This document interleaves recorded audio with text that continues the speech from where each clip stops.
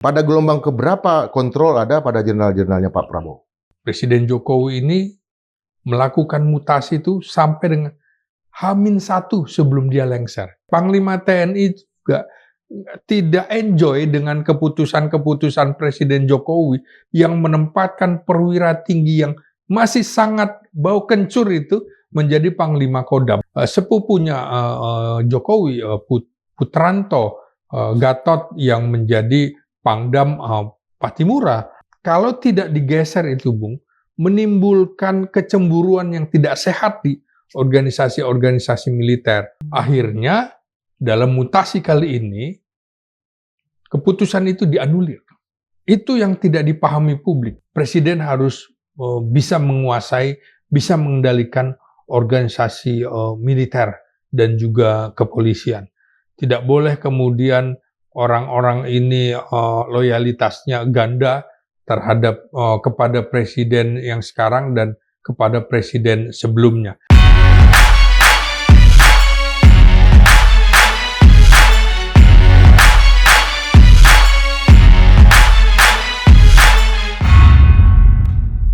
Sobat Madilog, kalau kita bicara masalah yang terkait dengan pemerintahan, tentu ada 3 elemen yang disebut dengan triumvirat, yaitu Kementerian Luar Negeri, Kementerian Dalam Negeri, dan Kementerian Pertahanan. Dan elemen yang paling penting dalam mempertahankan negara adalah militer, tentara. Nah, kita baru saja melihat ada rotasi 300 perwira tinggi di lingkungan TNI, Tentara Nasional Indonesia, yang dilakukan oleh Panglima TNI, dan di dalamnya kita akan bahas ada apa di balik mutasi besar-besaran ini. Dan tentu hadir lagi di depan kita seorang analis politik, intelijen, pertahanan dari Universitas Nasional, Bang Slamet Ginting. Sehat, Bung Indra? Sehat. Merdeka, Bang? Merdeka. Karena saya pakai baju merah, abang baju kuning. Ini karena ulang tahun Partai Golkar nih, jangan-jangan. Kebetulan aja. Ya, Bang. Ya. Apa yang terjadi dengan mutasi besar-besaran kemarin secara makro? Benarkah yang dipinggirkan adalah para jenderal yang selama ini dianggap memiliki kedekatan baik secara karir, profesional, atau secara hubungan personal dengan mantan Presiden Joko Widodo? Ya, ini adalah mutasi gelombang pertama di era Presiden Prabowo Subianto. Yang kemarin adalah sisa-sisa dari keputusan Presiden Jokowi. Presiden Jokowi ini melakukan mutasi itu sampai dengan H-1 sebelum dia lengser. H-1? H-1, ini tidak lazim sebenarnya. Yang mana tuh, Bang? Orang yang, ya pergantian misalnya ya, pergantian Komandan Pas Pampres, Maijen Ahirudin ke Kodam Mula Warman, menjadi Pangdam Mula Warman. Ya. Akhirnya, dalam mutasi kali ini, keputusan itu dianulir. Itu yang tidak dipahami publik. Sesungguhnya Prabowo menganulir keputusan-keputusan yang dilakukan oleh Presiden Jokowi. Pada H-1 itu? Ya, itu mestinya ya, misalnya ya. Ya. Kasus itu. Komandan Pas Pampres, ya, mestinya diserahkan saja kepada presiden yang akan menggantikan. Nah, ini kan tidak. Posisi Komandan Pas Pampres dikosongkan. Jadi dikosongkan sama sekali? Ya, Maijen Ahirudin sudah diplot menjadi Pangdam Mula Warman. Maka dalam keputusan mutasi ini, Prabowo menganulir sesungguhnya. Menganulir keputusan-keputusan dari Presiden Jokowi. Inilah konsolidasi politik Prabowo Subianto di lembaga militer. Artinya dia coba melakukan konsolidasi. Kalau sudah di militer, tentu akan bergerak juga di kepolisian. Oke, selain Maijen Ahirudin ini siapa lagi, Bang? Ini menarik ya, karena misalnya ya, kalau di eranya Jokowi, ada perwira-perwira tinggi darah biru. Dan itu orang-orang yang menduduki jabatan Komandan Grup A, Pas Pampres. Komandan Grup A ini adalah yang mengawal presiden. Ya. Yang kedua adalah ajudan presiden. Ya, Yang ketiga, komandan pasukan pengamanan presiden. ya. Yang keempat, sekretaris militer presiden. Mari kita bedah. Ya. Komandan Grup A Pas Pampres. Pada era Jokowi, komandan Grup A yang pertama adalah Maruli Simanjuntak, yang sekarang menjadi Kepala Staf Angkatan Darat. Betul. Itu 2014-2016. Ya. Kemudian Maruli Simanjuntak digantikan oleh Muhammad Hasan, yang baru saja digeser oleh keputusan mutasi dari Panglima Kostrat menjadi Komando Doktrin, Pembinaan Doktrin, Pendidikan dan Latihan Angkatan Darat. Angkatan Darat ya, bukan TNI ya? Iya. Ya. Jadi sesungguhnya ini juga adalah turun gengsi dari Panglima Kostrat menjadi Komandan Kodiklatan. Bahkan dibandingkan dengan Kodiklat yang ada di Serpong. Oh, itu beda. Itu TNI punya kan? Iya, itu Angkatan Laut, Udara, Kodiklat ya. Kalau ini di tubuh Angkatan Darat. Di tubuh Angkatan Darat. Ya. Kemudian Muhammad Hasan digantikan oleh Muhammad Hasan digantikan oleh Tribudi Utomo yang sekarang menjadi Sekjen di Kementerian Pertahanan. Itu juga terlihat terlalu buru-buru Presiden Jokowi menempatkan Tribudi Utomo di posisi Sekjen Kementerian Pertahanan. Nah, pada saat situasi menjelang pergantian kepemimpinan nasional. Ya. Nah, kemudian Tribudi Utomo ini yang kemudian digantikan oleh Ahirudin ini. Ahirudin yang sekarang akhirnya dengan keputusan yang baru dikembalikan lagi dari dari Panglima Kodam Mula Warman kembali menjadi Komandan Pas Pampres. Nah, saya kira satu hal yang harus dipahami publik, Jokowi itu merusak sistem, merit system, pola pembinaan karir. Kita lihat lagi ya jenderal yang lain, Bang. Misalnya Pangko Wilhan 1. Nanti dulu, ini penjelasannya begini. Karena gini ya, Majen Ahirudin ini, kalau dia tetap menjadi Panglima Kodam Mula Warman, itu ada kesenjangan perbedaan tahun. Yang sekarang komandan atau Panglima Kodam tertua, itu lulusan 90, itu Zamroni. Kemudian kalau Ahirudin 97 ini, itu kan sama juga seperti Rudi Saladin, sama-sama dari lulusan Akademi Militer 1997, posisinya di Kodam Brawijaya.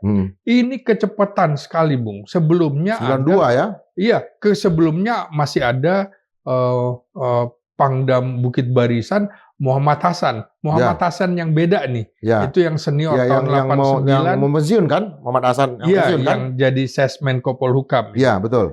Bayangkan 89 kemudian dengan 97. Bedanya 8 angkatan. Nah, Ahirudin dengan Rudi Saladin. Rudi Saladin ini sebelumnya jadi ajudan Presiden Jokowi, kemudian sangat cepat menjadi sekretaris militer, terakhir lalu jadi Pangdam Brawijaya. Bayangkan usia mereka itu masih 48 tahun. Kalau pensiun militer itu 58, bahkan ada rencana menjadi 60, artinya mereka masih sekitar 10 tahun lagi usia pensiunnya, sudah posisi Mayor Jenderal. Mau dikemanakan ini? Setelah itu mau jadi apa? Nah, stagnan. Jadi menurut saya, ini merusak karena rata-rata menurut saya Panglima TNI lulusan Akademi Militer 1991. Kemudian Kasat lulusan Akademi Militer 1992. Jadi menurut saya yang layak menjadi Panglima Kodam itu mestinya paling muda adalah 1994. 1994. Bukan 97, bukan 96. Jadi menurut saya di era Prabowo ini kemungkinan menurut Bang Ginting. Pangdam yang lulusan 95, 96 atau 97 perlu dipikirkan kembali untuk penempatannya selanjutnya. Jadi bisa juga dianulir. Seperti kasus-kasus. Sekalipun katakanlah yang urut kacang itu juga tidak berarti harus seperti itu kan? Iya. Ada masalah prestasi dan segala macam Iya, ya. tapi kan ini terlalu jauh. Iya, Mestinya terlalu yang jauh, matang. terlalu banyak melompatnya. Sekarang kalau kita lihat paling banyak memang sekarang karena Panglima TNI-nya dari lulusan 1991 mulai nih naik semua, dan itu sesungguhnya wajar. Misalnya ya Pangdam Tanjung Pura, Jamalulel, kemudian Pangdam apalagi? Nggak apa-apa, contekan Bang, karena semua nama itu kan kita nggak hafal. Iya, 91, kemudian juga Rudi Rahmat yang sekarang ditempatkan di Pangdam Mula Warman menggantikan Ahirudin yang dibatalkan itu kan 91 dan beberapa 91. Jadi memang sesungguhnya menurut saya Panglima TNI juga tidak enjoy dengan keputusan-keputusan Presiden Jokowi yang menempatkan perwira tinggi yang masih sangat bau kencur itu menjadi Panglima Kodam menurut saya. Saya mau tanya Pangkong Wilhan satu nih Bang, karena dulu ada kasus katanya, kenapa kemudian nggak jadi ini dan anaknya Pak Tri Sutrisno. Oh, Pangkogap Wilhan 1. Pangkogap ya, apa tuh Bang? Panglima Komando Gabungan Wilayah Pertahanan 1. Waduh. Nah, ini masuk ke dalam Alki 1. Nah, biasanya itu kan biasanya untuk perang kan Panglima Gabungan kan Bang? Ya, biasanya posisi Pangkogap Wilhan 1 tuh untuk perwira tinggi Angkatan Laut Bintang 3. Ya. Pangkogap Wilhan 2 itu untuk perwira tinggi Angkatan Udara Bintang 3. Nah, kalau Angkatan Darat di Kogap Wilhan 3. Itu meliputi Papua, Maluku. Nah, jadi ini menarik naik. Karena yang digantikan TNI AL. Iya. Nah, ini baru pertama kali karena sejak 2019 Kogap Wilhan itu dibangun. Pangkogap Wilhan pertama itu Yudo Margono sampai dengan yang ke-7 itu Angkatan Laut semua. Baru ini yang ke-8. Nah, ini ada sesuatu yang menarik mengapa Kunto Arif Wibowo ditempatkan di situ. Pertama ya, Bung, ancaman itu harus dilihat juga geopolitiknya. Seperti misalnya hakikat ancaman di Papua, di wilayah 3 itu Papua, itu ancaman separatis. Maka karena separatis di wilayah daratan, maka panglimanya adalah dari Angkatan Darat. Kalau Kogap Wilhan 1, wilayahnya kan Sumatera dan markas komandonya ada di Riau atau Kepulauan Riau.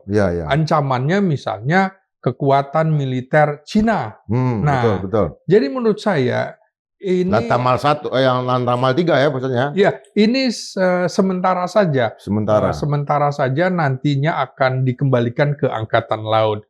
Nah, yang menarik adalah Maijen Kunto yang akan segera menjadi Letnan Jenderal ini sangat kontroversi kasusnya dalam pengertian 1,5 tahun dibuang dari Pangdam Siliwangi menjadi wakil komandan Kodiklatat di Bandung. Nah, tidak biasanya komandan atau panglima Siliwangi yang sangat prestis itu kemudian turun. Nah, jadi ini Nasution di sana dulu ya? Semua, betul. Semua jenderal bagus. Nah, jadi ada hal yang menarik menjelang pemilu. Jadi pada sekitar pertengahan 2023 itu Kunto membuat sebuah tulisan dan itu menjadi viral. Antara lain begini tulisannya, intinya kira-kira begini. Kalau memang ada kecurangan di dalam pemilu, maka seharusnya TNI ambil langkah dalam pengertian mengingatkan semuanya bahwa kecurangan ini akan mengganggu stabilitas nasional. Rupanya banyak juga yang kebakaran jenggot dengan pernyataan. Yang punya jenggot berarti ya Bang? Iya, yang punya jenggot. Kunto Arif Wibowo ini. Maka kemudian dia dimutasi menjadi wakil komandan. Kakaknya Isvan. Ya. Isvan teman saya Bang. Iya. Nah, setelah itu juga digeser ke Wantanas, Dewan Ketahanan Nasional, hanya sebagai staf ahli. Parkirnya 1,5 tahun. Nah, kita tahu bahwa ada relasi kuasa antara Prabowo dengan ayahnya Kunto Arifibowo, Ya. Jenderal Tri Sutrisno ya. Hmm. Ini kan tokoh senior, kira-kira sekarang tokoh militer yang paling dihormati karena paling tua ini. Ya, ya. Usianya 89 menjelang 50 tahun, menjelang 90 Tetap sehat, tahun. Pak Tri. Ya. Nah, ini menurut saya Prabowo juga sudah berinteraksi, apalagi Tri Sutrisno sebelum jadi wakil presiden menjadi Panglima ABRI, menjadi Kepala Staf Angkatan Darat, Wakil Kepala Staf Angkatan Darat. Ya tentu juga bukan karena Pak Trinya, tapi karena memang Pak Kunto ini memang seorang yang brilian di bidang militer, tapi dia berpikir aja ya, dan pikirnya dia ungkapkan. Iya, selain ada latar belakang ayahnya yang dihormati Prabowo, tapi saya kira juga apa yang diungkapkan Kunto itu juga adalah ungkapan seorang tentara profesional, dan ini mungkin ditangkap oleh Prabowo. Ya, tentara pemikir. Ya, semestinya memang seperti ini ya.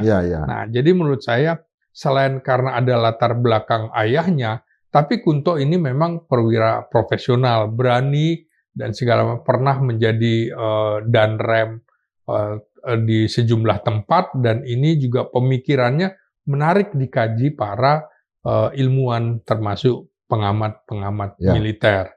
Dari 300 itu, Bang. Iya. Berapa persen yang katakanlah yang dekat dengan Pak Presiden, mantan Presiden Jokowi? Nah, yang seperti saya kemukakan, tentara darah biru dalam tanda petik itu ada di Komandan Grup A Pas Pampres, Ajudan Presiden. Nah, Ajudan Presiden seperti yang pertama, Ajudan Presiden Jokowi adalah Letjen Widi Prastiono. Nah, ini dari Komandan Kodiklatat dipindahkan ke Unhan sebagai dosen tetap Unhan, artinya tidak punya jabatan. Inilah yang posisinya digantikan oleh Muhammad Hasan. Nah, jadi Muhammad Hasan yang dulu menggantikan Widi, itu menggantikan lagi posisi Widi di Komandan Kodiklatat. Turun gengsi. Dan Widi itu sangat dekat, pernah menjadi Komandan Kodim di Surakarta. Ya, Solo geng lah bisa dibilang. Nah, ini mental. Nah, yang darah biru yang ketiga, Bang? Iya, Muhammad Hasan kan dianggap juga dekat karena pernah menjadi Komandan Grup A dan karirnya juga luar biasa ya. Sebelum menjadi Panglima Kostrad, menjadi Panglima Kodam Jaya, menjadi Panglima Kodam Iskandar Muda. Tapi ada yang menilai sebelumnya Danjen Kopassus juga begitu. Ada yang menilai Muhammad Hasan ini cuma korban, dia sebetulnya lebih profesional ketimbang. Kedekatan seperti apa Muhammad Hasan ini, Bang? Bukan karena dia orang Padang loh, Bang. Iya, yang menarik adalah mereka sesungguhnya seperti Muhammad Hasan ya. Memang perwira profesional begitu ya. Namun ya akhirnya karena ada pergantian kekuasaan begitu ya, pergantian pemerintahan, dia akan menjadi korban-korban dari pergantian kepemimpinan nasional. Menurut saya juga hal yang harus juga diperbaiki adalah pola pembinaan karir. Mestinya juga memang tidak harus terlalu mulus semuanya di posisi-posisi elit. Mestinya juga pernah menduduki posisi misalnya komandan pendidikan di staf. Karena nanti kalau ingin menjadi kepala staf Angkatan Darat misalnya, itu kan urusannya staf. Dia harus juga menguasai pendidikan dan segala macam. Jadi menurut saya dengan dipindahkannya misalnya Muhammad Hasan menjadi Komandan Kodiklatat dan juga Widi di dosen tetap Unhan, maka dua orang terdekat Jokowi ini peluangnya untuk menjadi Kepala Staf Angkatan Darat yang semula dianggap unggulan pertama kedua tergeser. Dan biasanya yang paling prestis untuk menduduki jabatan itu adalah Wakil Kepala Staf Angkatan Darat dan Panglima Kostrad. Nah, Wakil Kepala Staf Angkatan Darat itu Tanjo Budi, ya seperti saya bilang itu lulusan 91 sama dengan Panglima TNI, dekat dengan Presiden Prabowo karena sebelumnya dinasnya di Kementerian Pertahanan. Ya, yang gini Bang, kalau kita lihat tadi banyak angkatan 91 ini sekarang. kan di tentara itu ada l'esprit de corps, Iya. ada Smart Korsa sebagai dengan adanya persebaran 91 itu abang melihat secara postur TNI kita itu lebih kokoh, lebih tidak mudah terpolitisasi karena mereka memang bersama sejak dulu. Nah, Atau sebaliknya? Paling tidak kan Panglima TNI itu ingin mengemukakan bahwa memang idealnya karena sayang ya mereka tidak pernah dalam masuk kategori darah biru, kesempatan untuk menduduki posisi-posisi penting itu jadi nyaris hilang. Jadi menurut saya sebenarnya untuk menjadi Panglima Kodam, dia pernah dulu menjadi asisten Kepala Staf Angkatan Darat atau asisten Panglima TNI, baru kemudian di Kodam. Jadi matang dia di staf segala macam. Nah ini kan nyaris tidak pernah seperti orang-orang yang dekat dengan Jokowi itu tidak ditempatkan di posisi-posisi asisten. Ada lagi juga yang menurut saya harus ditinjau, misalnya sepupunya Jokowi, Putranto, Gatot yang menjadi Pangdam Patimura. Dan ini juga sekarang lulusan, masih. Pas mutasi ini nggak terjadi mutasi ya? Tidak. Oke. Lulusan 1996. Jadi menurut saya mutasi ini adalah awal mula. Jadi ini putaran pertama. Saya kira putaran kedua dan putaran ketiga akan segera terjadi dan orang-orang yang dianggap dekat dengan Presiden Jokowi sangat mungkin itu digeser karena kalau tidak digeser itu, Bung, menimbulkan kecemburuan yang tidak sehat di organisasi-organisasi militer. Kok cepat benar orang ini? Apa prestasinya kira? Apa pendidikannya? Kemudian dia sudah rotasi kemana saja. Menurut saya ini harus ditata kembali. Prabowo harus belajar dari kesalahan Jokowi yang menurut saya itu menarik-narik militer ke dalam kepentingan politik praktis. Kita harus kembalikan militer dan juga polisi tidak boleh masuk di kancah politik praktis. Mereka politiknya adalah politik negara. Gitu. Apa dengan ini doktrin artinya seorang Prabowo tentu sangat mengerti ya, sangat mengerti. Tapi apakah nanti juga akan ada subjektivitas, Bang, dari proses pergantian ini? Iya, pasti ada like and dislike ya. Tapi ya misalnya saya tanya langsung, misalnya orang yang dekat dengan Pak Presiden Prabowo Subianto.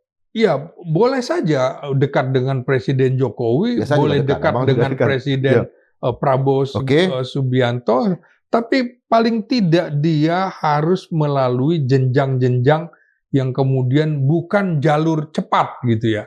Dia harus ditata kembali. Misalnya seperti di ujung pemerintahan SBY dengan Jokowi, ada komandan grup A-nya Bambang Trisno Hadi yang lulusan terbaik 1993. Akhirnya memang sekarang sudah juga bintang 3 menjadi Pangkogap Wilhan 3 di Papua, wilayah Papua dan Maluku.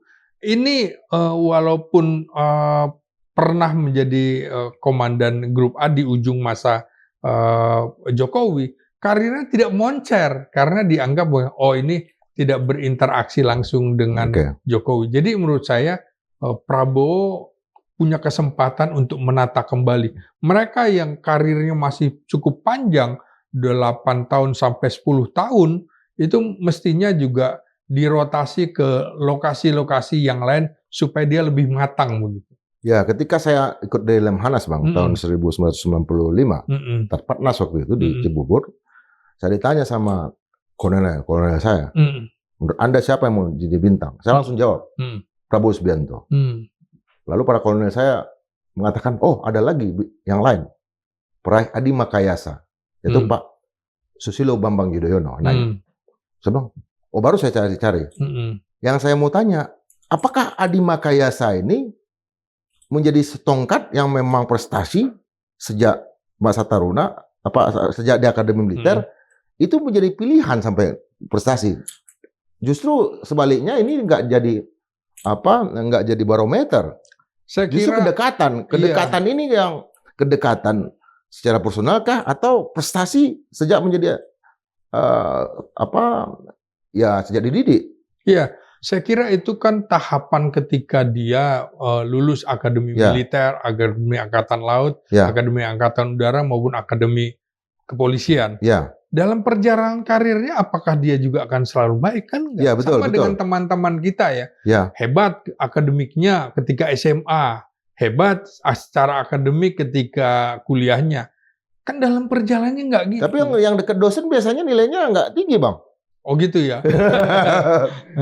Nah, jadi menurut saya ini era Pak Harto misalnya ya, tidak mesti dan tidak banyak perwira tinggi lulusan terbaik Akabri itu menjadi posisi nomor 1. Ya, kita bahas misalnya siapa? Cuma Edi Sudrajat waktu itu. Edi Sudrajat yang peraih Adi Makayasa ya? Iya, Kasat menjadi Panglima ABRI. Udah cuma itu aja. Faisal Tanjung?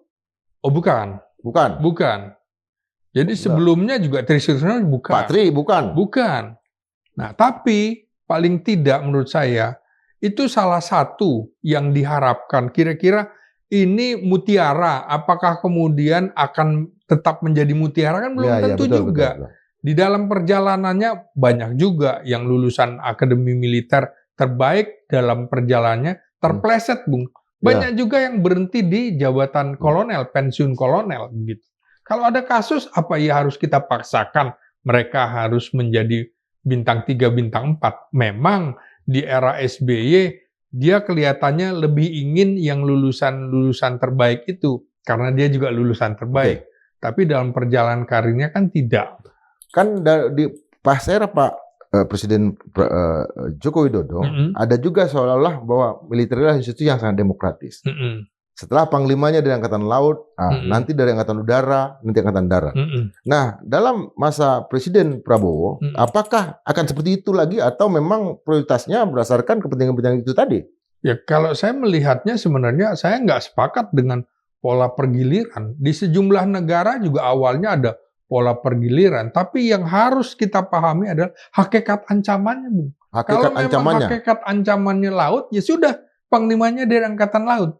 Kalau hakikat ancamannya dari darat dan terus darat, ya sudah darat aja lagi. Israel pernah coba mengganti panglima militernya dari Angkatan Udara sebentar saja, lalu dikembalikan ke darat. Karena hakikat ancamannya ada di darat. Sama kita, ancamannya sesungguhnya di Papua. Persoalan separatisme. Yang lain baru potensi. Nah ini sudah ancaman. Betul. Jadi kita bisa kehilangan, ingat tugas TNI itu 3 ya. 3. Ya. Menjaga kedaulatan, kemudian kedua keutuhan wilayah, dan ketiga adalah melindungi segenap bangsa dan negara. Jadi dalam Pak Prabowo ini tidak akan menjadi prioritas angkatan. Artinya ketika Angkatan Darat misalnya dapat jabatan jadi Panglima TNI lagi itu menurut Abang bukan karena Pak Prabowo dari bukan. Menurut saya dia akan melihat geopolitiknya. Ya. Kalau geopolitiknya misalnya wah ini udara nih ya, maka Angkatan Udara. Kalau terus ancamannya udara, ya udah nggak apa-apa. Silakan Angkatan Udara. Jangan kemudian persoalannya adalah giliran. Loh, ancamannya di Papua tiba-tiba Angkatan Laut yang mimpin bisa repot juga. Sama juga ancamannya laut tiba-tiba Angkatan Darat. Ini kan persoalan sama. Kogab Wilhan. Ya. Kogab Wilhan 1. Ya idealnya memang ini Alki 1 itu, ya laut ancamannya, bukan darat, bukan udara gitu. Ya, atau misalnya dulu kan kalau kita bicara masalah teori ya segala macam ya, kalau negara yang berbatasan, misalnya Kuwait dengan Irak, kalau ini membeli 100 pesawat, negara sebelahnya tidak akan beraksi. Tapi dia beli 1000 Panzer, akan beraksi karena ancamannya di darat. Itu yang Bang katakan ya? Iya, jadi menurut saya kita ini hanya ingin kelihatan demokratis begitu ya. Jadi menjadi gimmick-gimmick politik. Kan sama dengan misalnya ya, fit and proper test Panglima TNI, Kapolri, Jaksa Agung, atau Kepala BIN apa itu, Bang? Di DPR.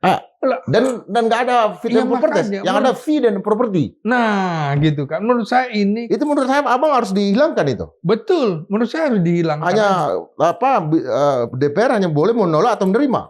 Nggak ada lagi fit and proper test. Saya kira enggak. FV, apa? Itu Fit and proper test. itu kan kewenangan presiden sebagai kepala negara. Panglima tertinggi. Oh iya, buat apa Angkatan diserahkan? laut, darat, gitu? dan udara kan? Iya, buat apa diserahkan? Apalagi kemudian kunjungan anggota DPR ke rumah calon Panglima TNI. Apa-apaan gitu loh. Katanya Gimik-gimik itu, politik ini harus katanya dihilangkan. tuh lagi nyari-nyari sesuatu di toiletnya, Bang. Aduh, Ada amplop-amplop. enggak lah. Jadi kalau semuanya dikembalikan, Tapi bener nggak yang saya omongin? walau alam, Bung. Kalau semua dikembalikan ke DPR, Bung, artinya apa nantinya? Mereka di bawah tanah melakukan lobby-lobby. Artinya mereka melakukan kerja-kerja politik praktis. Yang tidak ada, buat apa tentara ya? Makanya jangan, kalau ingin TNI Polri juga profesional, jangan tarik-tarik mereka ke wilayah politik praktis. Termasuk misalnya turut mendukung kekuasaan, sosialisasikan program-program pemerintah. Nggak ada di dalam tugas militer itu, 3 tugas militer itu. Yang saya lihat dari akun-akun, akun account ya, maksudnya bukan akun, account resmi, official account dari TNI segala macam, itu terlibat di dalam proses-proses termasuk ulang tahun segala macam. Mereka juga apa sampai harus sejauh itu? Ada ulang tahun apa, Bung Indra? Ya misalnya ulang tahun institusi lain dan segala macam gitu kan?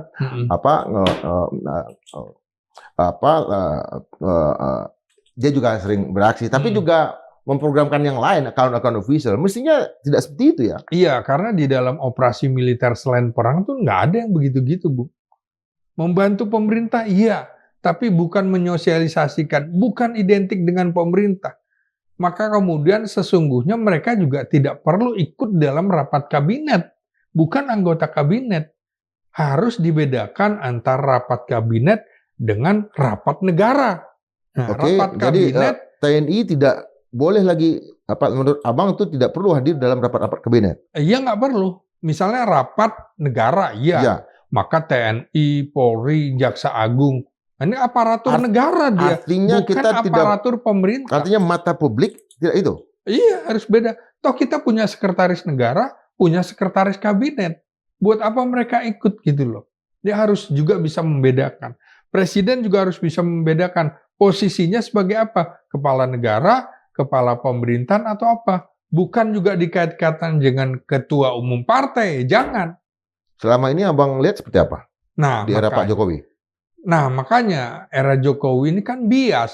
Di awal pemerintahan Jokowi, dia meminta TNI misalnya ikut menyosialisasikan keberhasilan program-program, bukan tugasnya. Di dalam operasi militer selain perang tidak ada tuh poin-poin itu, nggak ada gitu loh. Jadi menurut saya apa yang sudah dilakukan Jokowi yang salah jangan diulangi begitu. Kita maklum Jokowi tidak ngerti tentang birokrasi sipil, birokrasi militer. Prabowo lebih paham itu, maka jangan lakukan tidak mengerti birokrasi sipil, apalagi militer ya? Iya, apalagi militer. Iya. Ya contoh misalnya, bagaimana Kapolri Tito terlalu mudah. Begitu juga diganti Listio Sigit, udah 6 tahun lebih nggak diganti. Artinya apa? Merusak sistem, Bung. Yang lain mau naik nggak bisa. Akhirnya Tito juga pensiun, belum waktunya pensiun, dipaksa pensiun. Rusak apa yang diinginkan oleh para lulusan akademi ini. Mereka mentok jadinya, nggak bisa. Yang kita lihat misalnya kalau ada pejabat-pejabat ke daerah, para menteri segala macam, selalu ada tentara yang menyambut kah atau apa segala macam. Menurut Abang itu? Saya kira nggak perlu sampai seperti itu. Dia bukan bagian dari Pemda, pemerintah daerah, bukan. Gitu. Konsentrasi aja pada 3 tugasnya itu gitu. Ya melindungi segenap bangsa, ya silakan. Gitu. Menjaga kedaulatan, kan gitu. Apa kejadian ini akan makin mengingatkan orang bahwa legasi Pak Jokowi itu mulai pelan-pelan seperti rumah kartu atau apa yang terjadi sebelumnya, Bang? Karena itu menurut saya mutasi yang terjadi terhadap 300 perwira tinggi TNI itu, ini awal konsolidasi Prabowo memperbaiki struktur di militer. Minimal dalam soal Iya, karir ya. Tidak bisa kemudian lompat. Masa sih lulusan 97 sudah jadi pangdam gitu?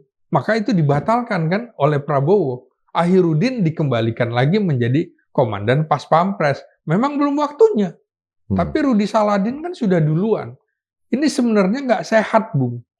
Yang seharusnya lulusan 91, 92, 93, dan paling muda 94, itu jatah mereka dalam pengertian memang sudah waktunya. Bukan 95, 96, 97. Gitu. Ancaman yang paling potensial sekarang menurut Abang apa secara Ya, dikaitkan dengan keberadaan dari TNI? nah, jelas Papua adalah hakikat ancaman yang paling tinggi ya. Ya. Karena itu konsentrasi ke sana itu wajar. Angkatan darat ya? Iya, Kogab Wilhan 3 itu diperkuat. Okay. Ada pemekaran, ada satuan-satuan baru. Memang misalnya ada proyek food estate juga? Iya, akan dibentuk Yonif baru untuk membantu program-program pangan dan segala macam. Itu kan sesungguhnya juga dibungkus dalam pengertian yang 1 juta ya? Apa yang di Papua apa? Iya, kira-kira akan dibangun 100 batalion baru kan 100 batalion baru ya, betul? Iya, terutama memang di Papua. Nah, kita sering lupa apa sih hubungannya tentara dengan pangan gitu ya. Ya. Nah, di dalam sistem pertahanan keamanan rakyat semesta itu kita memang harus punya lumbung pertanian. Sehingga kalau perang gerilya, itu tentara tidak kehilangan logistik, tidak kelaparan dan segala macam. Maka harus menyatu dengan rakyat. Karena kita menggunakan perang gerilya. Dan kita tidak bisa menahan, Bung, kekuatan militer kita menahan negara-negara adik kuasa. Tidak. Jadi memang kita bawa sampai ke daerah-daerah basis pertahanan. Di situ ada basis pertanian. Karena itu yang harus kita pahami mengapa akan ada penambahan kodam-kodam karena untuk itu, Bung. Tetapi kan pada akhirnya kan juga karena itu daerah rawan ya. Iya. Tapi kan tidak semua daerah rawan. Persis. Kehadiran apakah itu cuma excuse untuk menghadirkan lebih banyak tentara ke Papua? Yang notabene memang menjalankan program-program yang bersifat pembangunan seperti jalan, jembatan kan juga tentara. Iya. Dan itu alasan dari OPM untuk menembak semua orang, termasuk sipil. Iya. Jadi kalau kita lihat wilayah perangnya menjadi luas berarti. Padahal OPM setahu saya nggak seluas itu. Bung, kan kita tidak lihat OPM segala macam. Kalau kita belajar hubungan internasional, tidak ada asing yang mempengaruhi mereka. Tidak ada sniper negara asing yang mempengaruhi mereka. Jangan lupa ya, deklarasi-deklarasi OPM ini. OPM itu kan frontnya bukan cuma front ekonomi, tapi ada front politik, front diplomasi, dan segala macam. Pusatnya di mana, Bung? Di Inggris, segala macam. Ya. Nah, Inggris punya wilayahnya di mana? Papua New Guinea yang berbatasan darat dengan Papua kita. Belum lagi sekarang tentara Amerika dipersilakan mau buat apa saja di wilayah itu. Ya. Jadi masuk akal kita membendung itu, Bung. Menambah pasukan kita di wilayah itu. Sama dengan pada saat kita menghadapi Ganyang Malaysia dulu di Malaysia, di Kalimantan. Kita kerahkan sejumlah batalion dipusatkan di sana. Karena yang kita hadapi juga bukan cuma tentara Malaysia, tapi tentara Inggris. Itu yang harus dipahami dalam konteks hubungan internasional. Ya, Bang, berarti ini kan baru gelombang pertama. Minum kita, Bang. Kok kita jadi ikut ikutan panas? Kita nggak pernah sehangat ini ya. Oh gitu. Bicara tentang biasanya kita santai aja ya. Abang mengatakan bahwa ini gelombang pertama 300. Pada gelombang keberapa kontrol ada pada jenderal-jenderalnya Pak Prabowo? Saya kira dalam 2025 akan segera. Karena Presiden harus bisa menguasai, bisa mengendalikan organisasi militer dan juga kepolisian. Tidak boleh kemudian orang-orang ini loyalitasnya ganda terhadap kepada presiden yang sekarang dan kepada presiden sebelumnya. Saya kira tentara dan polisi harus loyal kepada pimpinannya, presiden sekarang. Jadi bukan intrik-intrikan politik lagi begitu. Dalam setahun biasanya mutasinya berapa kali, Bang? Nah, persoalannya catatan Abang. memang tidak ada ketentuan. Menurut saya juga salah satu yang harus diperbaiki bukan kemudian dalam setahun bisa 20 kali, kan tidak begitu ya. Apa sih yang bisa diberikan seseorang dalam 3 bulan, 6 bulan terusnya terjadi pergantian? Apa yang sudah dia lakukan? Menurut saya idealnya paling cepat bisa diganti sekitar 1,5 tahun. Karyanya apa? Kan orang perencanaan kemudian aplikasi, implementasi, baru evaluasi. Nah, ini baru saja merancang program 3 bulan diganti. Apa yang dia buat gitu loh. Apa yang kemudian mau dinilai prestasinya nggak ada. Artinya menurut Abang dari tahun 2025 cukup berapa kali mutasi lagi supaya udah selesai nih, minimal 2025 udah selesai strukturnya. Saya belajar dari pengalaman eranya Nasution, eranya Yani memimpin Angkatan Darat gitu ya. Itu ketat sekali, Bung. Seleksi menjadi perwira tinggi gitu ya. Bukan kemudian misalnya ini orang ini akan diplot ke depan untuk menjadi Panglima Kodam. Ini tidak bisa nih orang ini. Ini masih kurang pendidikannya, dikirim misalnya seperti Jamin Ginting. Wah, masih kurang nih pendidikannya. Pendidikan luar negeri dulu di Pakistan gitu. Kemudian Kolonel Latif. Ini bahaya nih. Karena dia kecenderungannya ke komunis, maka harus dijaga, tidak boleh ini jadi perwira tinggi. Seperti itu dipikirkan.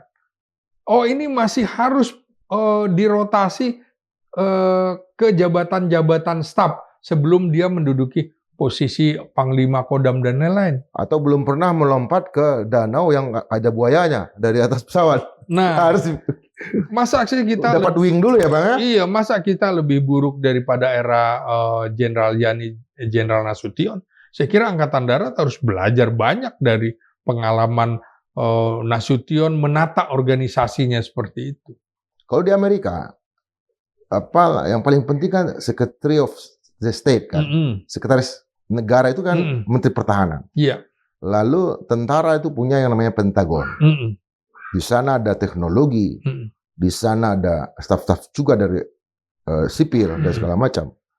Artinya ketika para jenderal ini berkompetisi untuk meraih posisi di Pentagon, artinya kita belum cukup punya anggaran kah untuk menghadirkan sebuah institusi seperti itu, Bang? Ya, anggaran kita menjadi memang... Artinya kita kan tentara tradisional menjadi tentara profesional. Tapi dari tentara profesional kan nanti menjadi tentara modern. Sampai profesional aja belum. Kapan kita modernnya, Bang? Ya, kita sudah tentara profesional, tentara revolusioner juga. Udah profesional. Maksud saya menjadi modern tadi. Ya, tentu teknologi tinggi. Tentu bertahap ya, dalam pengertian juga ya, kita sekarang masih bicara sumber daya manusia ya. Bagaimana menata organisasi misalnya. Di Amerika misalnya, itu jabatan perlu sampai 3 tahun dulu baru dia naik. Sehingga yang 3 tahun tidak bisa naik, dia pensiun. Jangan kemudian baru 3 bulan, 4 bulan naik. Kapan kita melihat karyanya? Nah, ini kalau ingin membentuk militer yang modern, ya seperti itu. Tidak perlu mengejar, misalnya usia pensiun 58, dia harus mundur ya? Iya. Mundurkan diri dengan diberi kesempatan untuk mundur ya? Iya, jangan kemudian usia pensiun 58, dipentokkan semua 58. Enggak. Akibatnya kan sekitar 200 perwira tinggi itu non-job menjadi staf khusus Kasat atau staf khusus Panglima. Itu khusus baru di Angkatan Darat aja tuh. Belum di Angkatan Laut, Angkatan Udara. Nah, ini kan lulusan-lulusan hebat jenderal atau perwira tinggi itu.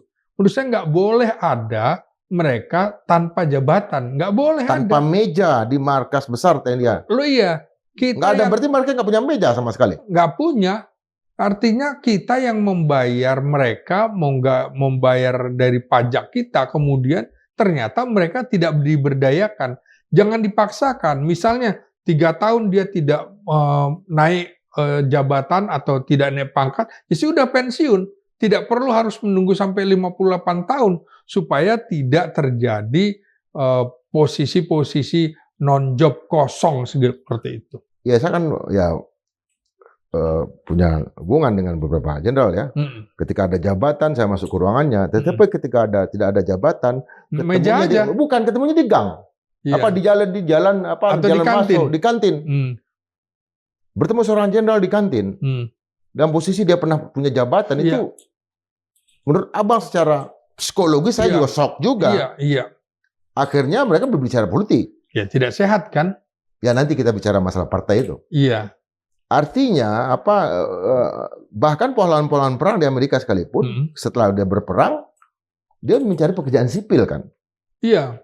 Memang sebenarnya misalnya ya, ini kolonel tidak semua kolonel harus jadi jenderal kan begitu. Tidak ya? semua kolonel harus jadi jenderal. Iya. Jenderal ini adalah kolonel yang berhasil kan gitu kan. Oke, kita quote itu, Bang. Kolonel ini adalah letkol yang berhasil gitu kan. Letkol ini adalah mayor yang berhasil gitu. Mayor ini adalah kapten yang berhasil kan gitu. Jadi tidak harus semua lulusan akademi militer, akademi angkatan laut, akademi angkatan udara dan kepolisian itu harus jadi jenderal. Tidak. Hanya orang-orang tertentu. Piramidanya kan harus jelas begitu. Misalnya dibatasi.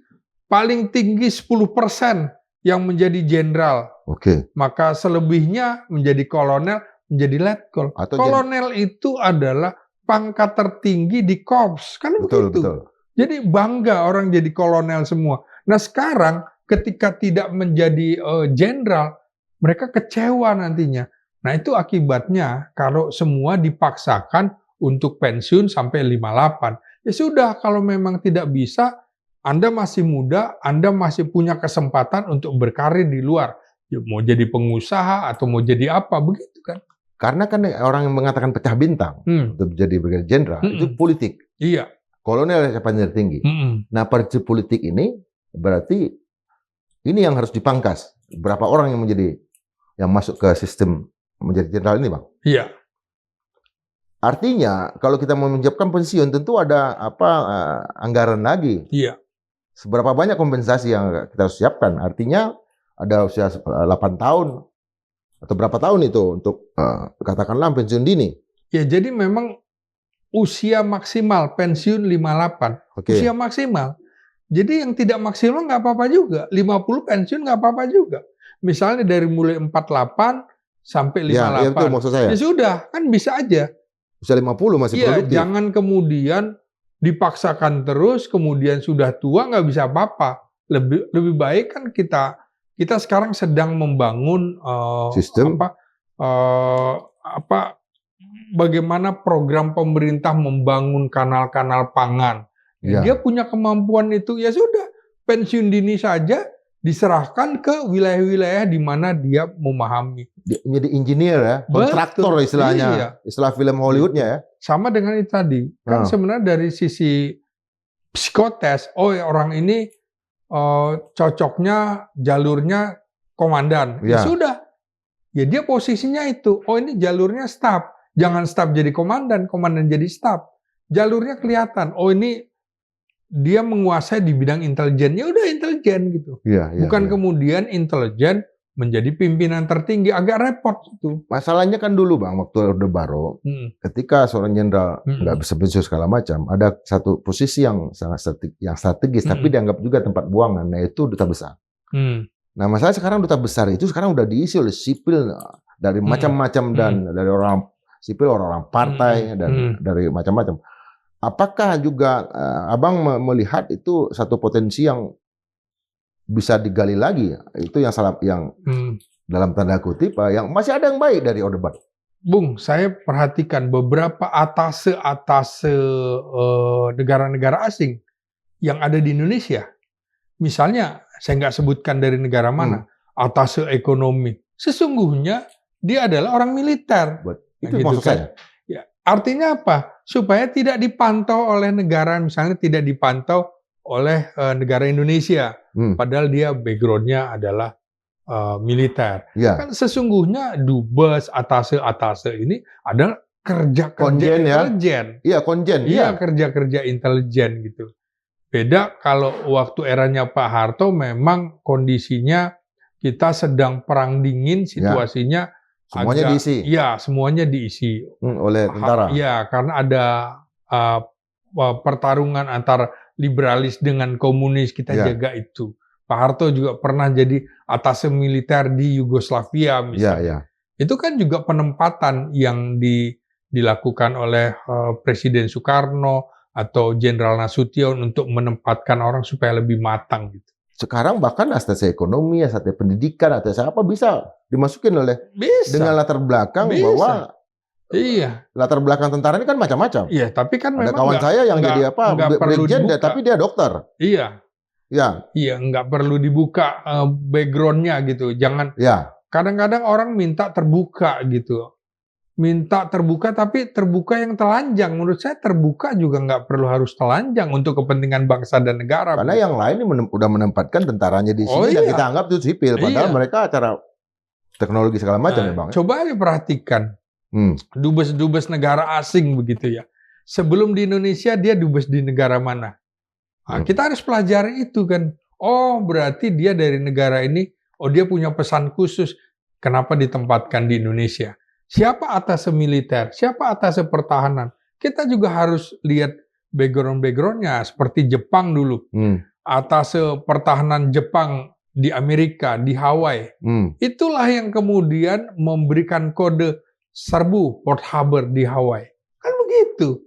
Ya, jadi mereka melakukan tugas-tugas intelijen bagi negaranya. Artinya itu akan masih jauh itu saya. Masih jauh itu apa. Kita kan juga mempertimbangkan jangan sampai tentara ini satu busuk satu telur, tapi semuanya dianggap telurnya busuk. Itu dan itu munculnya dari kepala ya Bang. Selain itu apakah Pak Prabowo punya visi yang jelas terhadap ini kalau Abang lihat? Kalau saya lihat selalu berbicara tentang geopolitik. Jadi dia tahu ancaman, hakikat ancaman, potensi ancaman, dia pasti perhatikan itu. Dia sedang, ini kan mengganti sekitar 11 atase pertahanan, atau atase militer. Itu kan ada pesan khusus, Bung. Bahwa, ada, yang mana nih maksudnya Bang? Yang 300 ini kan. Oh ada juga? Iya. 11 atase militernya diganti? Iya. Oh, saya belum tahu tuh. Iya. Nah, itu kan posisi bintang 1 itu, Bung. Iya. Posisi Brigjen ya? Iya. Dan itu orang baru berarti ya? Iya, orang-orang baru. Dan itu betul-betul background-nya rata-rata, kalau atase ya background-nya pasti intelijen gitu kan. Dari kolonel ya? Iya. Itu apa peran khusus dari atase ini apa sebetulnya? Atase. Apa Bang? Apa pesan khususnya yang ingin disampaikan oleh Pak Prabowo? Iya, sebenarnya itu utusan khususnya militer di negara lain. Dia yang membantu duta besar kita di negara-negara sahabat itu. Nggak, artinya dengan mengganti langsung 11 ini, apa yang mau disampaikan oleh Pak Prabowo kepada, apakah ada juga kesalahan yang sama yang seperti tadi? Enggak. Bahwa dia serius membangun menunjuk atase militer. Bahwa kita dalam kondisi sebelumnya belum ada itu Bang ya? Ada.